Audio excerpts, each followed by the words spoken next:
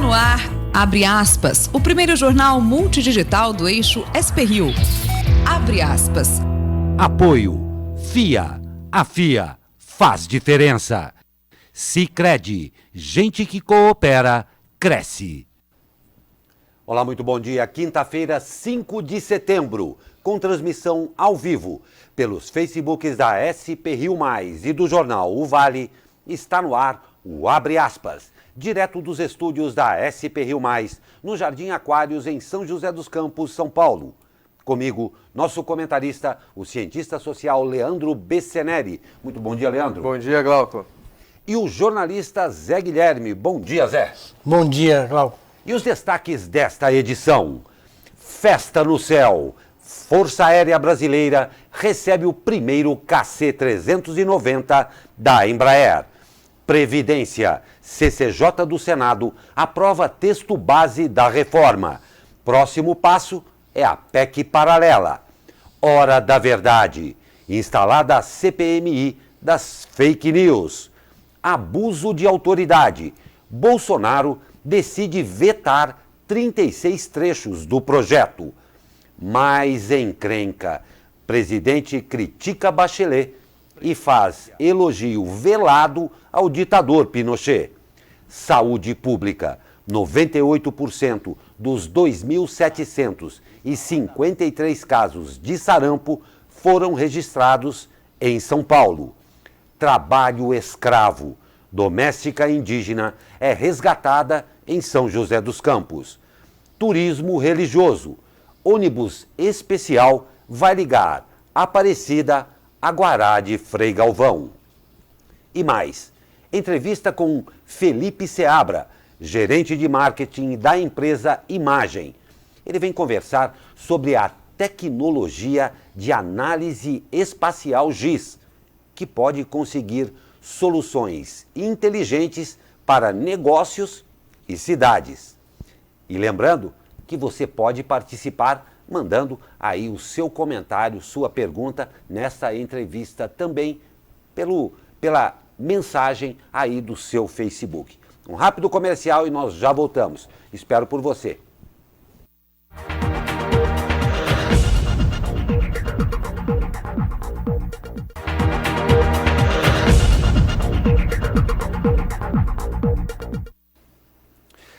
A Comissão de Constituição e Justiça do Senado aprovou ontem a PEC da reforma da Previdência. Com a aprovação, o texto seguirá para o plenário da Casa, onde será submetida a 2 turnos de votação e só será aprovada se tiver os votos de pelo menos 49 dos 81 senadores nos 2 turnos. De acordo com o relator Tasso Gereissati, as mudanças feitas na PEC principal foram apenas supressões e ajustes redacionais. Com isso, caso o parecer seja mantido pelo plenário, o texto irá à promulgação sem precisar ser reanalisado pela Câmara. Assim que o texto foi aprovado, a presidente da CCJ, Simone Tebet, do MDB, colocou em votação a chamada PEC paralela, que prevê a inclusão de estados e municípios na nova Previdência. A CCJ também aprovou o texto que segue para o plenário da Casa. Com as mudanças promovidas por Tasso Gereissati, sem a chamada PEC paralela, a reforma da Previdência gerará uma economia de 870 bilhões de reais em 10 anos para a União. Caso a PEC paralela seja aprovada pelo Congresso, a economia subirá para cerca de 1,3 trilhão de reais. Mais vetos ao projeto de abuso de autoridade. O presidente Jair Bolsonaro decidiu fazer 36 vetos a dispositivos do projeto que trata do abuso de autoridade. O prazo para a sanção da lei termina hoje. O projeto foi aprovado pelo Congresso Nacional em agosto e define as situações que podem ser classificadas como abuso. O projeto tem 44 artigos e 108 trechos no total. Desde que a proposta foi aprovada, Bolsonaro já havia dito que vetaria alguns trechos por não concordar com as regras previstas. Ontem, em uma rede social, o presidente informou que havia acolhido integralmente as sugestões de veto apresentadas por alguns ministros, mas decidido a manter a essência do texto do Congresso. Ele, contudo, não deu detalhes dos pontos a serem vetados. Quando a sanção for publicada no Diário Oficial da União, também deverão ser publicados os vetos e as justificativas do governo. Posteriormente, caberá ao Congresso Nacional manter ou derrubar a decisão do presidente da República. A análise será feita em sessão conjunta formada por deputados e senadores. Vamos ver quais dos pontos serão vetados, né? Porque é daí que a gente vê qual foi o jogo político por trás desses vetos. E é curioso porque isso é uma coisa de interesse público, mas esses vetos, a própria discussão não passou pelo debate público, né? Então a gente não sabe aí o que vai ser vetado, o que não vai, ainda está uma coisa meio obscura, né? Então, mas ele tem até hoje para fazer isso. Exatamente. Então a gente vai poder entender um pouco do... Sempre tem a mensagem, né, do jogo político nessas decisões, né? E o teto de gastos novamente em pauta. O presidente Jair Bolsonaro defende flexibilizar o teto de gastos aprovado em 2016 e imposto ao governo. A afirmação foi feita ontem pelo porta-voz da Presidência da República, Otávio Rego Barros, em entrevista coletiva a jornalistas no Palácio do Planalto. Segundo Barros, a proposta ainda está em análise pela equipe econômica do governo, que posteriormente vai apresentar uma alternativa a Bolsonaro. Por se tratar de uma regra inscrita na Constituição Federal, seria necessária uma alteração do dispositivo pelo parlamento. Segundo o porta-voz, o presidente entende a necessidade de alterar a regra, já que ela limita as possibilidades de custeio pelo executivo de políticas públicas. Caso não haja uma flexibilização, acrescentou, poderá haver prejuízos graves em áreas importantes. O porta-voz ressaltou que este caminho seria mais adequado para lidar com as dificuldades econômicas do que partir para a elevação de impostos. Promulgada em dezembro de 2016 no governo Temer, a emenda limitou os gastos públicos por 20 anos a contar de 2017, com possibilidade de revisão a partir do 10º ano de vigência. Pela medida, os gastos públicos totais serão reajustados com base na inflação oficial do ano anterior. O que você acha disso? Eu acho o seguinte, que a gente tem que fazer uma reflexão. O Bolsonaro, em 2016, ele votou a favor da PEC do teto de gastos. E agora ele é contra a PEC, ele quer rever a PEC que ele votou a favor em 2016. Ou seja, ele não tinha lido esse projeto, ele não entendeu o que ia ocorrer. Então ele votou a favor, agora ele é contra. E tem mais um ponto, ele vive falando que o governo está passando, isso é um fato, né, passando por dificuldades financeiras no seu caixa, né? E aí rever esse teto de gastos nesse momento é uma coisa um pouco contraditória. Né? Porque eu acho que a oposição, né, sempre mostrou que esse engessamento podia gerar isso que a gente está vendo hoje, não é isso? Agora, além de mexer no teto de gastos, está em discussão, seja com o nome que for, uma nova CPMF. Sim.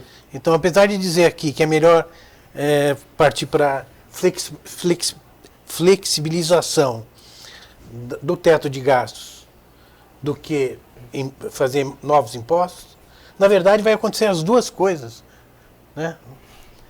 Eles vão mexer no teto de gastos e vão criar os impostos. Justamente um governo que foi eleito com uma plataforma liberal de não criação de impostos, né, de onerar menos, né, o cidadão. Então é realmente complicada a situação. Não tem dúvida. E a Comissão Parlamentar Mista de Inquérito, CPMI, das fake news foi instalada na noite de ontem. Proposta pelo Centrão, tem como objetivo investigar a disseminação de notícias falsas nas eleições presidenciais do ano passado.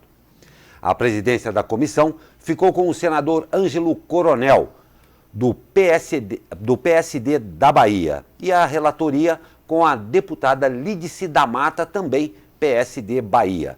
Ambos oposição a Jair Bolsonaro. Segundo o Coronel, o colegiado tem o trabalho de dar resposta para a sociedade. Abre aspas. Precisamos dar um basta nisso e descobrir quais são os focos dessa indústria de fake news que abala a democracia brasileira, disse. Composta por 15 senadores e 15 deputados titulares e o mesmo número de suplentes, a comissão terá 180 dias para investigar a criação de perfis falsos para influenciar as eleições e os ataques cibernéticos contra a democracia e o debate público. Isso aí já devia ter sido feito, né? Sim, com certeza. Porque desde as eleições, esse tema é um tema muito frequente em todas as rodas de discussão.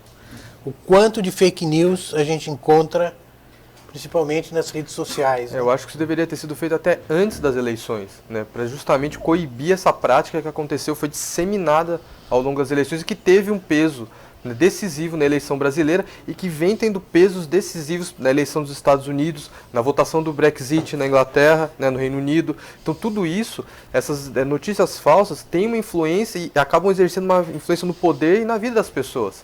Então esse tipo de investigação deveria ter sido feito anteriormente quando já se começou a detectar a difusão de fake news antes das eleições, né? Infelizmente agora, né, tem pouco para se fazer, né? Então o resultado já está aí. Pois é, senhores, e falando em fake news, a deputada Joyce Hasselmann sofreu a 9ª derrota seguida na justiça por publicar notícia falsa sobre Luísa de Aguirre Nassif, filha do jornalista Luiz Nassif. No dia 7 de fevereiro de 2017, Joyce divulgou em sua página do Facebook que Luísa estaria na Universidade de Colômbia, em Nova York, liderando uma manifestação contra o então juiz Sérgio Moro, que havia realizado uma palestra na universidade no dia 6 do mesmo mês. A primeira condenação, em 2017, por danos morais, tem um valor próximo a R$20 mil, com juros de 1% ao mês. Mas a parlamentar não está disposta a pagar, embora já tenha admitido que, de fato, propagou a notícia falsa. O mais recente andamento da ação, publicado, mostra que Joyce tentará o 10º recurso processual. Ela perdeu todos os outros. Desse modo, a Justiça terá que proferir uma nova decisão em um processo em que a própria deputada já admitiu sua culpa. E a entrega do KC-390 à Força Aérea Brasileira. Matéria do editor de economia do jornal O Vale, Xandu Alves. Olá, Xandu. Olá, pessoal, jornal abre aspas. Com 3 anos de atraso, a Embraer entregou nesta quarta-feira, na base aérea de Anápolis, em Goiás, a primeira unidade do cargueiro multimissão KC-390 para a FAB, a Força Aérea Brasileira. Trata-se do maior avião já produzido no Brasil.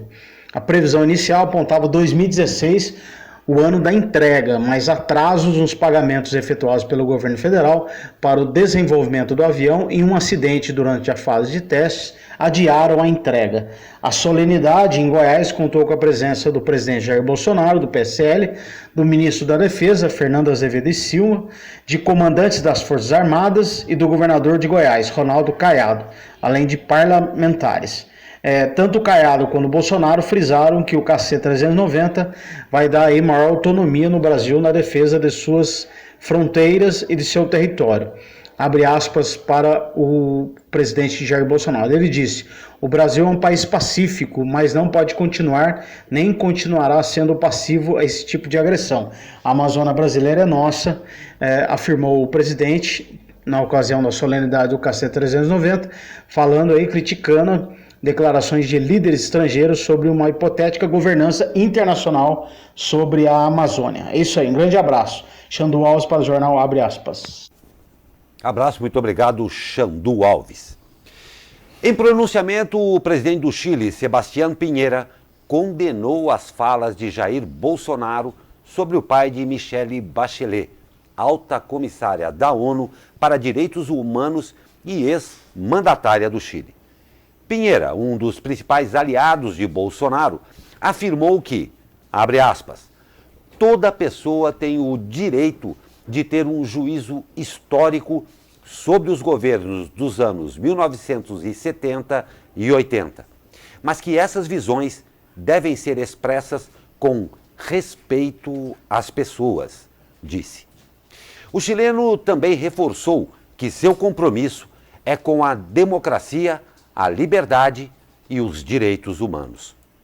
Os ataques de Bolsonaro a Alberto Bachelet, que foi torturado e morto após se opor à ditadura militar de Augusto Pinochet, veio após Michelle dizer, em entrevista coletiva em Genebra, na Suíça, que o Brasil sofre uma redução do espaço democrático.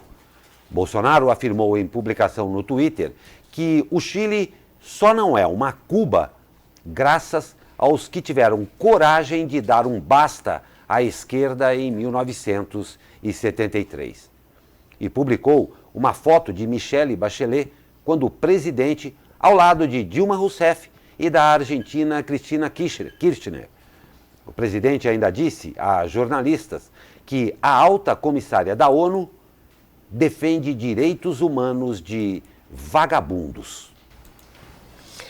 O problema aí é o seguinte, o presidente disse que não vai mudar o estilo, que esse é o estilo dele. Acontece que essas falas estão causando problemas. Problemas não para ele, para o país. Para o país. Então, a gente tem que pensar assim, a gente tem 8 meses de governo, né? E já está todas essas polêmicas, né, no cenário internacional. O Brasil está passando por um momento de crise econômica, né? Assim, não é uma crise, beleza, desde 2016 a gente não tem, né, recessão, mas a economia cresce muito pouco. Ao invés dele tentar ajudar, ele fica tentando o tempo inteiro criar novas polêmicas, o tempo inteiro fazendo esse tipo de fala, criar novos inimigos. Qual que é a necessidade disso? Qual que é a necessidade de ficar fazendo pouco da morte do pai da ex-presidente do Chile, né, e agora representante da ONU, da Michelle Bachelet? Eu queria entender qual que é a necessidade disso. E por que quando uma pessoa faz uma crítica a ele, ele vai lá e ataca a família? Ele tenta atacar de alguma forma a família dessa pessoa, tenta de alguma forma fazer esse tipo de discurso. Por que ele não retruca com argumentos? E fala, pelo contrário, por que não utiliza argumentos? Ele podia responder de outra maneira. De outra maneira, mostrando inclusive que, de fato, se é o que ele disse que não é verdade, que ela falou, que o Brasil tem um encolhimento do seu espaço democrático, ele poderia responder e falar, não, pelo contrário, aqui a gente dá o direito às pessoas debaterem ideias, inclusive eu estou vindo aqui responder essa sua crítica dessa forma. Não, o que ele faz? Elogia um ditador, desdenha da morte do pai dela e faz esse discurso chamando que ela é defensora de direitos humanos de vagabundo na ONU. Então, assim, é um pouco inacreditável isso para um chefe de Estado, né? Então, que tudo pega, né? Trata-se de um chefe de Estado e onde qualquer declaração tem o peso de um chefe de Estado.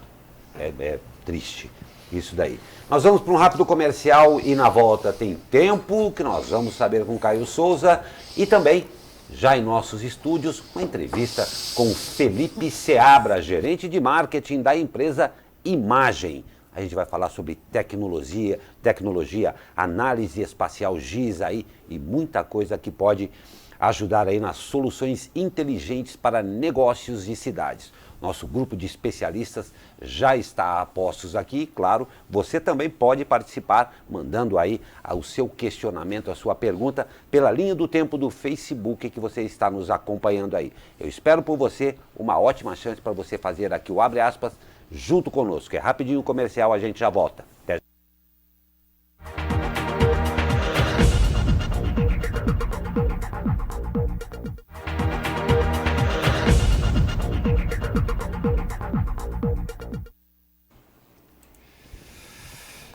Alerta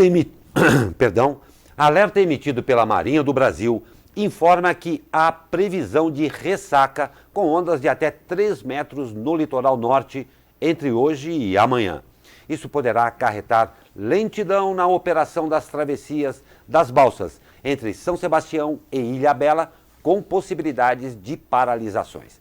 A Dersa orienta que os usuários programem a viagem antecipadamente e acompanhem as informações pelo site www.dersa.sp.gov.br.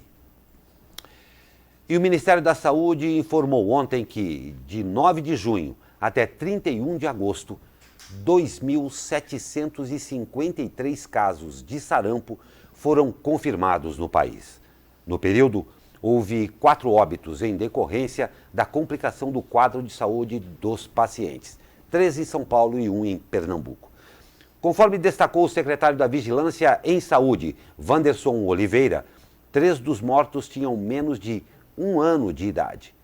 Com relação ao boletim divulgado, houve aumento de 18% no número de pessoas infectadas.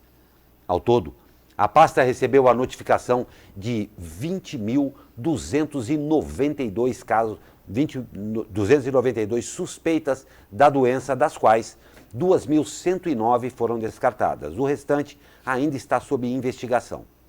Os casos confirmados estão concentrados em 13 estados, sendo a maioria, 98,37%, no estado de São Paulo.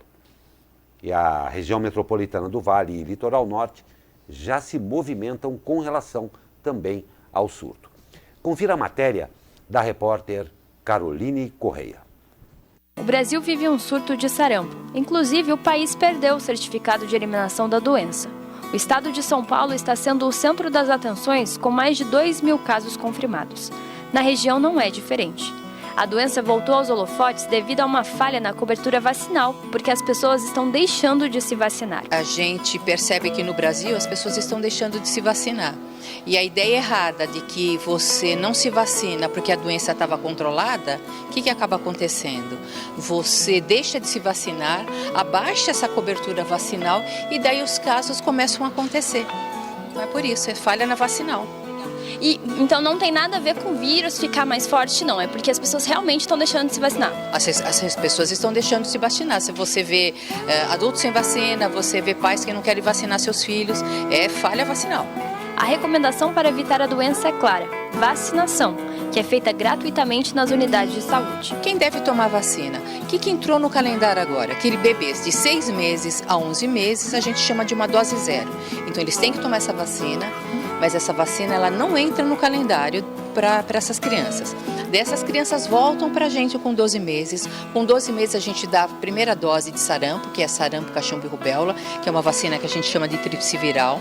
Depois ela retorna aos 15 meses tomando sarampo, cachumba e rubéola e varicela, que é uma vacina tetraviral. E daí, dentro desses grupos, a gente sempre fala que pessoas de 12 meses a 29 anos têm que ter 2 doses no calendário vacinal de vacina contra o sarampo.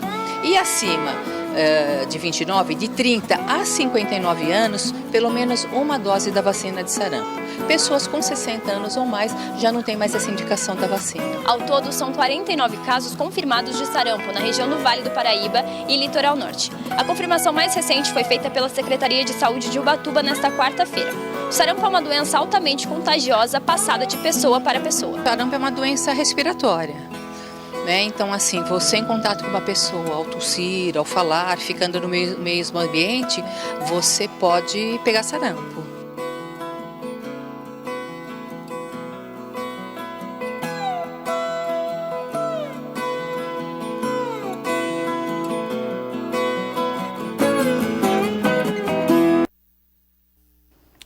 E a gente volta com o bom dia aqui. Parabéns a Caroline, bela matéria. O Zoroastro da Silva, muito bom dia. A Rosa Maria Cardoso e a Guaraci Alves de Alcântara. E a Rosa Maria Cardoso faz uma observação aqui a respeito do que nós já falamos. É isto, o presidente Tosco não fala como deve e fica a dúvidas. É esta aí a observação da Rosa Maria Cardoso, e a Guaraci aqui dá os meus parabéns. Muito obrigado. de todos nós aqui a você. E a gente volta, claro, para saber de como vai ficar esse tempo com ele. Fala, meu amigo Caio Souza! Fala, Glauco Turzi, muito bom dia. A quinta-feira vai ser mais um dia de tempo bem instável aqui na nossa região. A circulação de ventos de sul vai permanecer, né? Ela já está aqui há algum tempo, mas ela vai permanecer ainda no dia de hoje. E por conta da passagem de uma frente fria pelo mar, as temperaturas hoje vão ficar mais baixas. A máxima prevista na região do Vale do Paraíba é de 19 graus. Já na capital paulista ficaremos com 18 também no litoral e 14 na Serra da Mantiqueira. Nós podemos ter chuva de intensidade fraca a moderada a qualquer momento. A atenção especial fica para o litoral norte. Por lá, as chuvas podem ser mais intensas, os ventos também, e há aviso de ressaca emitido pela Marinha. Portanto, muita atenção na região do litoral norte. A sexta-feira ainda promete ser de tempo instável, mas as boas notícias chegam do final de semana, que aí sim há melhora das condições do tempo, redução da nebulosidade e aumento das temperaturas, tanto para o sábado quanto para o domingo. Caio Souza, direto da sala de operações do Tempo Vale, para o jornal Abre Aspas. Ô, meu amigo Caio Souza, que bom. Parece que vai dar praia no final de semana, né? Muito obrigado a você e a todo mundo aí. E chegou a hora da entrevista com Felipe Seabra. E a gente vai conversar a respeito de um assunto para lá de importantes. É a tal da conseguir soluções inteligentes para negócios e cidades. Felipe, seja muito bem-vindo. Um prazer tê-lo aqui. Você gerenciando o marketing aí dessa empresa Imagem. E eu falei na chamada da entrevista aqui que os nossos especialistas estavam a postos aqui, porque é um assunto bem interessante, análise espacial do GIS. Mas eu vou deixar aqui você com o nosso especialista maior, que é o Leandro Becenelli, para a gente saber um pouco mais a respeito disso daqui, que é muito importante para todos, né? Bom dia, Felipe. Bom dia. Primeiramente, acho que é sempre importante a gente ressaltar, né, a importância das geotecnologias, né, dos sistemas de informação geográfica no nosso cotidiano. Queria que você falasse um pouco como que a Imagem, que é uma empresa de ponta, a principal empresa do país hoje nessa área, né, como que ela contribui com essa questão do geoprocessamento, quais são os produtos, ferramentas que ela fornece aí, né, tanto para a população comum como para o planejamento urbano também. Tá bom. Bom dia a todos. A Imagem é uma empresa joseense, nascida aqui no Vale do Paraíba. Os fundadores da empresa têm um background no INPE, né? Eles eram acadêmicos ali na área de sensoramento remoto, né? O que é sensoramento remoto? É o estudo de imagens de satélite. Eles fundaram a empresa já faz 32 anos aqui no Vale do Paraíba. Hoje já é mais do que uma empresa, já é um grupo de empresas aí, soma-se aí mais de 300 funcionários. Entre desenvolvedores, a geógrafos. Eu sou geógrafo, por exemplo, nunca imaginar que ia estar numa empresa de tecnologia de ponta como essa. E é muito bacana ver o que a gente entrega para as outras empresas e para os governos que nós atendemos. Então a gente atua no B2B, né, no business to business, com uma plataforma de sistema de informação geográfica, de mapeamento e análise, que é uma tecnologia americana. Que é desenvolvida aí desde a década de 70 e que foi crescendo e ganhando funcionalidades para atender os mais diversos usos. Eu posso depois dar alguns exemplos aqui. E o bacana é que a Imagem ela não começou já com a distribuição dessa plataforma no Brasil.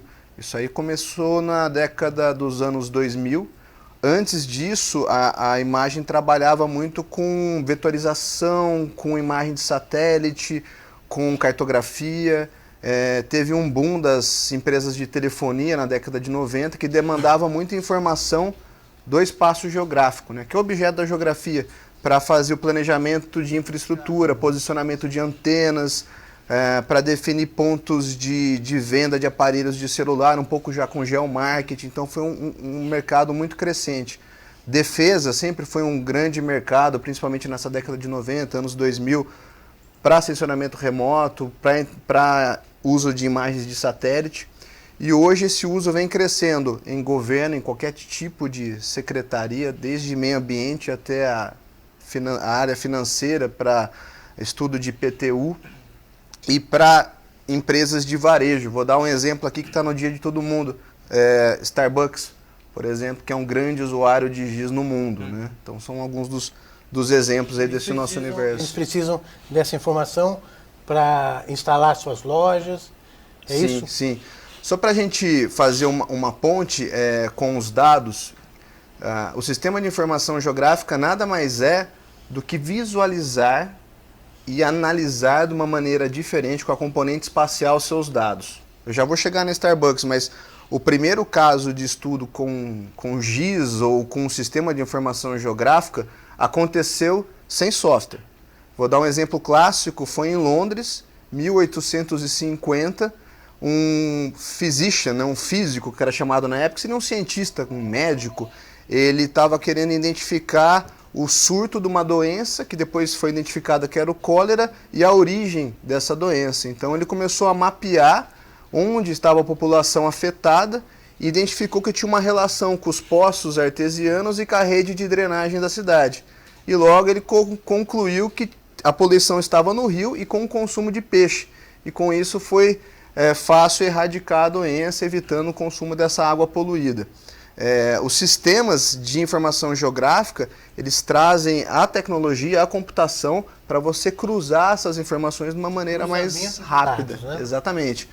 Eu até brinco, por mais tecnologia que a gente tenha, não há necessidade de você ter um software. Na faculdade, por exemplo, eu chegava a cruzar informações de diferentes fontes analógicas, papéis mesmo, de carta topográfica numa escala 1 para 50 mil, com um mapa de solo de 1 para 10 mil, que são tamanhos diferentes daquela paisagem que foi registrada ali naquela cartografia, usando um equipamento totalmente óptico. Cruzando essas informações, um olho eu colocava para visualizar uma carta, o outro olho visualizava outra, ia fazendo uma junção ótica e punha a caneta ali em cima, sabia exatamente a coordenada geográfica do ponto que eu ia para campo com o GPS, que tipo de solo que eu tinha ali. Hoje ficou tudo mais fácil com essas plataformas, com esses softwares, né? E o exemplo da Starbucks reflete o estudo de posicionamento de loja, estudo de concorrência ou estudo de campanhas de marketing, cruzando informações, aí não mais de tipo de solo, mas de mudanças climáticas ou de dados meteorológicos, climáticos de uma determinada região para fazer campanhas de bebidas frozen no verão, né? Posicionamento das pessoas nas lojas, dos concorrentes. Então você tem a possibilidade de cruzar centenas, milhares de layers e interpretar de uma maneira visual muito mais fácil. A agricultura pode ter um benefício com esses dados, né? Sim. Praticamente todo tipo de segmento é beneficiado com a geoinformação. Por quê? As empresas hoje e sempre trabalharam com dados. E hoje em dia os dados estão disponíveis de maneira digital. Os dados já nascem digital. Você dá um tweet né? Estava dando exemplo do Bolsonaro, ele sempre já coloca um dado ali que já está no Insta, que já está nas redes sociais, no Twitter. E esses dados, eles possuem algo em comum, eles possuem um componente geoespacial, eles possuem uma localização. Então, as informações... o volume é muito grande, mas o pulo do gato para as empresas fazerem uso dessa informação é identificar algo em comum, identificar relações entre esse grande volume de dados. A gente fala de Big Data, entre sensores em tempo real, internet das coisas. Como que eu vou identificar um padrão num grande volume de dados? Numa tabela Excel, muito difícil. Mas a partir do momento que eu cruzo as informações, gero mapas de calor, né, aqueles mapas com cores. Esses dados são analisados, né? Quer dizer, depois que você tem todos esses cruzamentos, você vai fazer uma análise disso, né? Sim.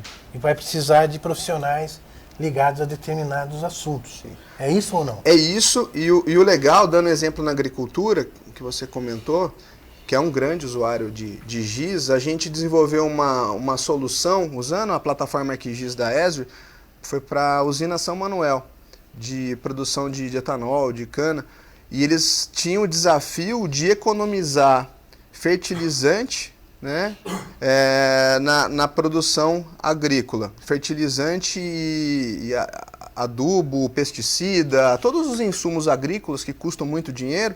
E aí eles começaram a usar a nossa plataforma desde a definição dos pontos de coleta em campo, no qual eles iam levar para o laboratório amostras do solo para ver que tipo de insumo que eu tinha que colocar ali.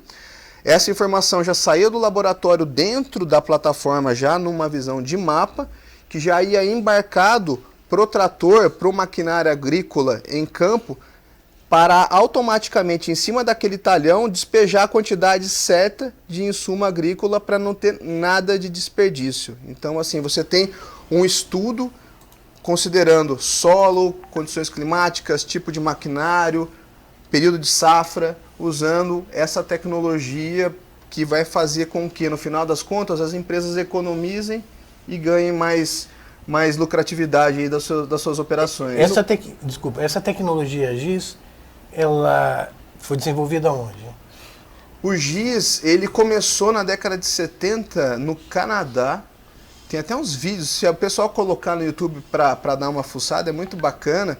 Era um sistema revolucionário, começou com defesa, né? Dizem, na graduação a gente via, geografia serve antes de mais nada para fazer a guerra, né? Começou com a guerra, né? Começou com a área militar, né? Porque precisa fazer o planejamento, né? De ponto de visão do meu sniper, onde vai ter um morro na minha frente ou não, a rede de drenagem está a meu favor ou não, a jusante, a montante do rio, enfim. Começou com a defesa e foi se ampliando cada vez mais para diversas áreas do conhecimento.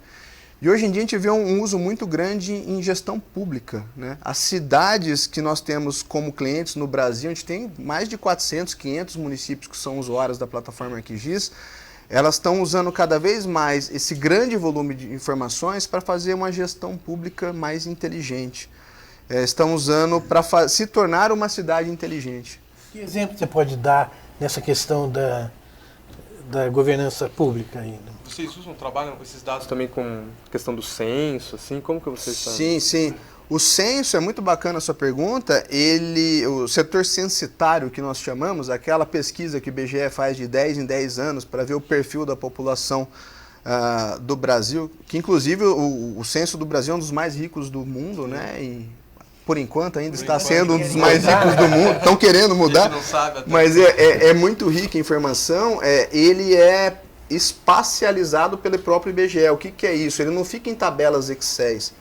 Ele fica segmentado em polígonos que eu consigo visualizar no mapa.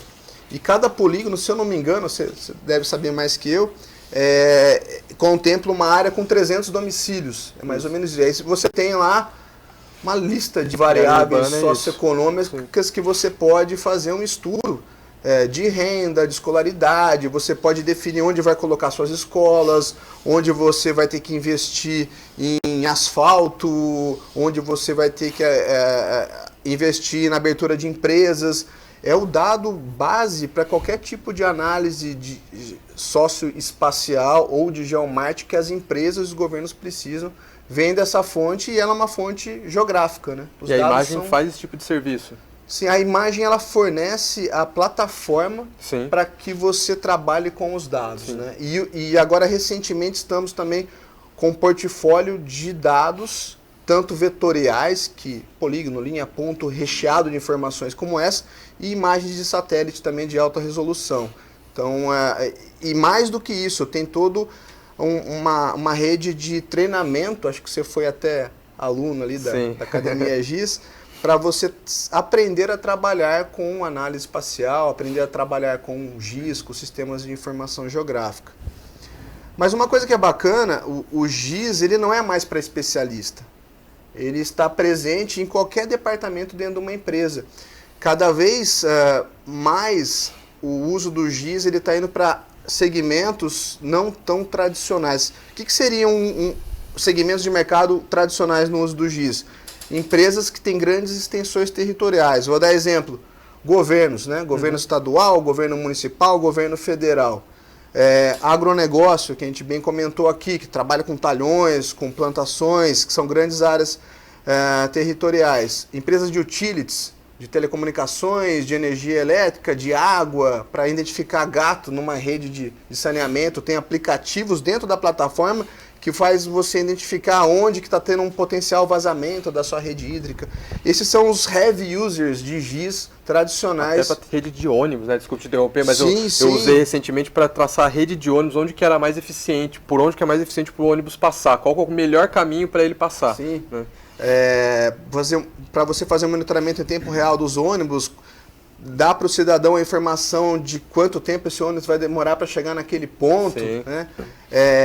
E hoje em dia, o GIS está saindo, não que ele está saindo, ele continua crescendo nesses segmentos que são especialistas. Dentro dessas empresas, desses segmentos que eu comentei, existem departamentos de geoprocessamento, de GIS. Só que nas empresas de varejo, por exemplo aí da Starbucks, mas a gente pode ir para Grupo Raia Drogasil, que é um cliente nosso, começou há pouco tempo o uso da plataforma e ele está fazendo todo o estudo de posicionamento, de logística, de geomarketing da sua rede gigantesca de varejo. Então, os analistas ou quem está em campo, quem está fazendo uma fiscalização num ponto de venda, ele pode usar um aplicativo da plataforma, tirar uma foto, compartilhar na nuvem. Quem está no escritório já visualiza aquilo no mapa, já passa um comando para aquela pessoa para uma loja mais próxima que está com outro problema ali perto. Então, tem aplicações de fácil usabilidade, né? E como eu disse, a plataforma ArcGIS da Esri, ela é construída e bem posicionada para empresas e para governos. Ela está no mercado B2B. Ela tem hoje 350 mil empresas e governos, eu creio que esse número é maior, que utilizam essa tecnologia. E creio eu que nos próximos anos vai ficar mais conhecida essa tecnologia até para as pessoas físicas, porque essas pessoas trabalham nessas empresas. E essa tecnologia está permeando outros departamentos dentro dessas empresas. Então, existem painéis de controle em tempo real que o gestor de uma empresa de grãos consegue identificar como é que está o planejamento, como é que está a equipe dele de campo, como é que está o monitoramento climático, tudo através de dashboards, painéis de controle e informações visuais que facilitam a tomada de decisão, que é isso que a gente quer, ganhar tempo. Vou colher agora ou não vou colher? Sim, eu vou colher, não vou colher, como que eu vou alterar meu dia a dia da minha produção. E hoje em dia a produção agrícola é 24/7, né? A gente foi fazer essa história de sucesso na usina São Manuel, eu fiquei impressionado. Aqueles caminhões, aquelas colheitadeiras, tempo todo, de noite, a produção não para, é incrível. Então, o pouco que você ganha ali de tempo, você economiza milhões em insumos, em pessoas, e isso é muito bacana de se ver. Na gestão pública, né, que a prefeitura sabe exatamente onde colocar um equipamento público, um parque, um hospital, né, uma academia da terceira idade, por exemplo, tudo com base nesses dados, na fusão de dados, né, nessas múltiplas camadas que a gente consegue enxergar ao mesmo tempo. Né? E o mais bacana é, por se tratar de uma plataforma e não de um software fechado, te dá possibilidades de usar a sua criatividade e a sua imaginação para trazer melhor benefícios para a sua cidade, para a sua população. Recentemente, nós temos encontros de usuários aqui no Brasil e temos encontros de usuários da plataforma ArcGIS, que acontece todo ano em San Diego, na Califórnia. Eu tive a oportunidade de acompanhar os últimos deles nesses anos e teve uma apresentação que eu fiquei impressionado, que é na gestão pública, que se eu falar o nome, todo mundo fala, esses caras parece que são do futuro mesmo. Prefeitura de Dubai. O objetivo deles é ser a cidade mais feliz do mundo. Essa é a missão para a população, isso é muito legal. E eles mostraram exemplos de uso da plataforma, compartilhando dados, por exemplo, das obras públicas. Quais os projetos estão em andamento, quais estão sendo construídos, como que está o orçamento, quando que fica pronto, tudo no mapa, tudo em 3D, tudo clicando, tudo com comentário. E aí se as pessoas têm algum comentário no Twitter, tem algum comentário no Facebook, aparece o pontinho com o ícone do Twitter, com o ícone do Facebook. Você clica, você vê o post da pessoa que fez um comentário ali com transparência. Isso é muito legal de se ver. Um outro exemplo que eles mostraram, muito bacana, eles querem até 2050 ser autodependente na produção de energia elétrica nas próprias casas. Eles construíram uma aplicação que você vê no mapa o telhado da sua casa, é que ali as casas são um pouquinho grandes comparadas às nossas, é um pouco covardia, né? Mas você vê o telhado das casas e a capacidade fica desenhadinho ali de painéis solares. Quanto que está aí? Quanto que sua casa pode ter de painel solar, quanto pode produzir de energia para consumo próprio ou para distribuir lá para a cidade. Então, assim, é incrível o potencial dessa plataforma e a gente vê isso não só em Dubai, a gente vê isso no Rio de Janeiro, a gente vê isso em prefeituras menores, prefeitura de Maricá, aplicações aí que são muito bacanas, que têm o objetivo de dar transparência, de fazer uma gestão pública eficiente, de melhorar a arrecadação dos impostos com IPTU, por exemplo. Aqui no Vale do Paraíba, vocês têm cidades... clientes dessa plataforma? Sim. A Prefeitura de São José dos Campos, a gente está conversando bastante. São diversas secretarias dentro de uma mesma prefeitura que a gente consegue conversar. Então, o bacana, a plataforma para área ambiental, você tem templates, você tem aplicações prontas para uma fiscalização em campo, para um planejamento de uma área de preservação permanente. Para coleta de lixo, você consegue ter aplicativos prontos para identificar áreas onde tenha lá o lixo depositado em local incorreto, você tira uma foto, vai para a nuvem, aciona um alerta em tempo real no dashboard do gestor para tomar algum tipo de ação. Já tem aplicações para fazer o cadastro de IPTU muito bem já desenvolvidas. Então a gente consegue, nas prefeituras, conversar em diferentes frentes. Mas o mais bacana é ver essas diferentes secretarias se comunicando entre si. Porque não existe mais aquele GIS desktop que fica na máquina daquele usuário. Está tudo compartilhado. E a empresa, né, a imagem, certamente acompanhou desde a época dos papéis cruzados até hoje com toda essa tecnologia disponível, né? Então vocês têm um caminho aí também dentro dessa ciência de fazer os mapas, né? Sim, a gente tem um histórico muito bacana, desde da digitalização de carta topográfica com mesa digitalizadora. Você chegou a ver, você ficava com o mouse clicando em cima da curva de nível, né, da rede de drenagem, para construir algo digital que era revolucionário na época, até os primeiros softwares da plataforma QGIS, que eram disquetes, que você instalava na máquina, disquete 5 1/4, né, aquele grandão, depois ficou aquele menorzinho, 5,5, eu já tô ficando velho, tô esquecendo. Mas e depois os hard locks, né, que você colocava nas máquinas para poder acessar a plataforma, e hoje em dia não, hoje em dia é login, senha, é usuário e você tem sua aplicação pronta para você trabalhar. Não tem dúvida. Felipe, nós estamos chegando ao final aqui, porque você sabe que tem tempo tudo. Infelizmente, o assunto é extremamente interessante, mas o mais legal disso tudo, independente daqueles que são usuários diretos de tudo isso daí, do GIS e tudo mais, é impressionante como, mesmo sem perceber, todos nós somos, de alguma forma, afetados por essa maravilhosa tecnologia. E nós informamos, né? Sim. A gente informa para essa plataforma. A gente informa e a gente se beneficia recebendo a informação. Aproveitar para fazer um convite, quem quiser saber um pouquinho mais, dia 17 de outubro, ao vivo pela internet, assim como esse programa, a gente vai ter o nosso encontro de usuários da plataforma ArcGIS. Então são 8 horas de palestra. Dia 17 de outubro. 17 de outubro, anota aí. É no site euesri.com.br, eu de encontro de usuários, euesri.com.br.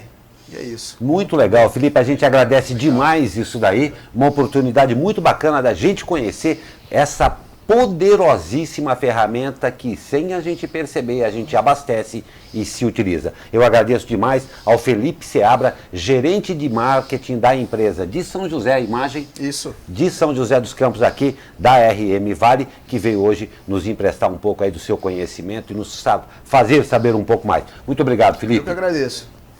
E a gente vai para um rápido comercial e já voltamos. Eu estou esperando por você, rapidinho.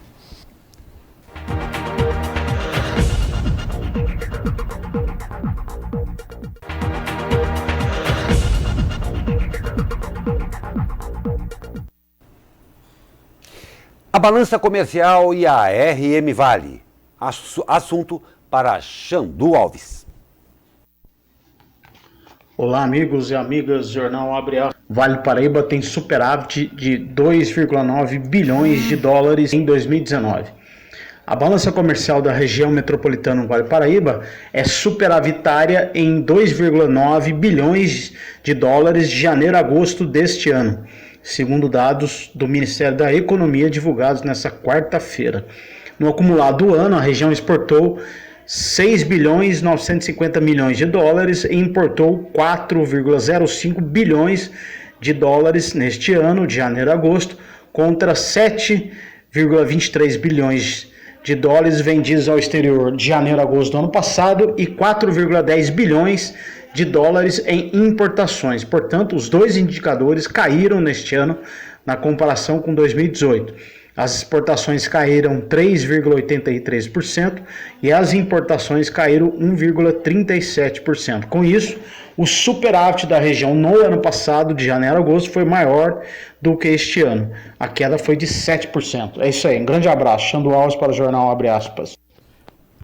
Um grande abraço, Xandu Alves. Um abraço a todo mundo aí da redação do jornal O Vale, esse grande parceiro aqui da SP Rio Mais. E o Tribunal de Justiça aceitou o recurso do Ministério Público e decidiu que o secretário de Gestão Administrativa e Finanças de São José dos Campos, José de Melo Correia, será réu em uma ação em que a promotoria aponta supostas fraudes nos últimos contratos de coleta de lixo firmados pelo município. O contrato com a empresa Sustentare tem o valor de 69,3 milhões de reais. Em nota conjunta enviada ao jornal O Vale, o governo Felício e o secretário negam as irregularidades na licitação. Abre aspas. A lisura das nossas ações será demonstrada no decorrer do processo. Mais detalhes do caso você pode conferir na edição de hoje do jornal O Vale. E serviço irá conectar os passeios entre o Santuário Nacional em Aparecida e o de Frei Galvão, na cidade de Guaratinguetá. O roteiro, feito por ônibus, com capacidade para 30 pessoas, deve passar por 16 pontos de visitação nas duas cidades. Um sistema interno de áudio e vídeo deve fornecer detalhes e curiosidades sobre os locais visitados. O projeto é uma iniciativa da agência Axetur Turismo, com apoio da Prefeitura de Guaratinguetá, Valetur, empresa de transportes, Memorial da Devoção de Nossa Senhora Aparecida e Agência Turismo da Fé. Até o dia 29 de setembro, o passeio funcionará com o valor promocional de R$ 20. Nesse período, a operação ocorrerá nos seguintes horários: 9h30, 13h30 e 16h30, às sextas, sábados, domingos, feriados e vésperas de feriado. O ônibus da Fé, como é chamado, começa a operar a partir de amanhã. Uma trabalhadora doméstica de origem indígena foi resgatada de condições análogas à escravidão de um apartamento na cidade de São José dos Campos na terça-feira. De acordo com o Ministério Público do Trabalho, ela era mantida por longos períodos sem receber dinheiro algum, trabalhando 7 dias por semana, sem folgas e sem contato com a família. De acordo com os órgãos, a jovem indígena foi trazida pelos empregadores da aldeia Santa Rosa, que fica a 5 dias de canoa do município de São Gabriel da Cachoeira, no estado do Amazonas. A vinda da trabalhadora seria para ajudar financeiramente a família que vive de subsistência da pesca e do plantio de mandioca. A vítima será levada para São Paulo, onde receberá acolhimento e atendimento social por parte da Secretaria da Justiça e Cidadania do Estado de São Paulo. O casal que empregava a jovem foi preso em flagrante por crime de tráfico de pessoas.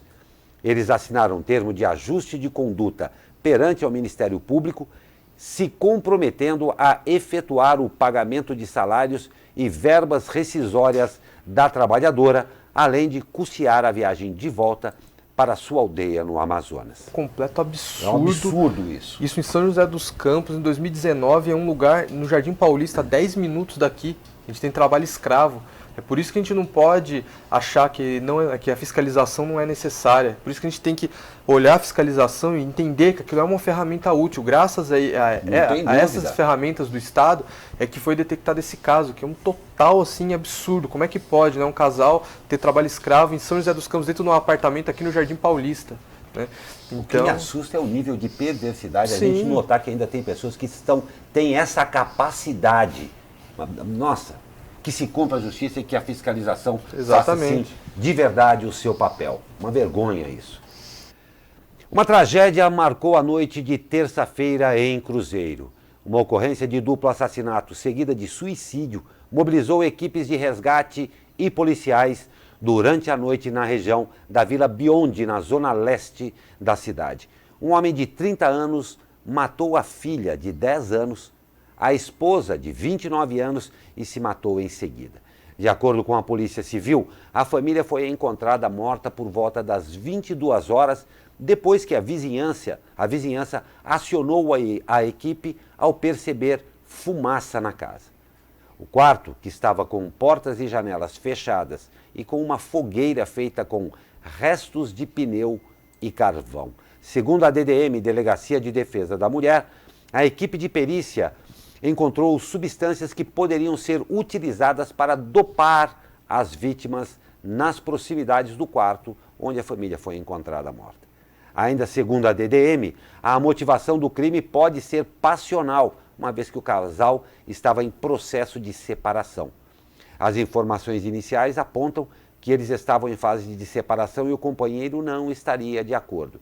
É o tipo de crime que não é previsível porque não tínhamos denúncia da parte da esposa, disse a delegada da DDM, Nadir Mey. O caso foi registrado como homicídio seguido de suicídio. A Polícia Civil segue investigando. Muito triste isso. Mas vamos ao esporte. Tropeço do Burro. Jogando em casa, o Taubaté empatou por 0-0 com o Atibaia. Este foi o segundo empate seguido da equipe na segunda fase da Copa Paulista. Agora, o Burro da Central volta a jogar no sábado contra a Ferroviária, novamente no Joaquinzão. E a Copa do Brasil? O Furacão foi copeiro. O Atlético Paranaense superou o Grêmio por 2-0 no tempo normal e nos pênaltis venceu por 5-4. Essa é a segunda vez na história que o time rubro-negro se classifica para a final do torneio. E o Inter passeou. Com 2 gols de Guerreiro e 1 de cobertura de Edenilson, o Colorado superou o Cruzeiro e também se classificou para a final. Atlético e Inter vão disputar a decisão nas 2 próximas quartas-feiras.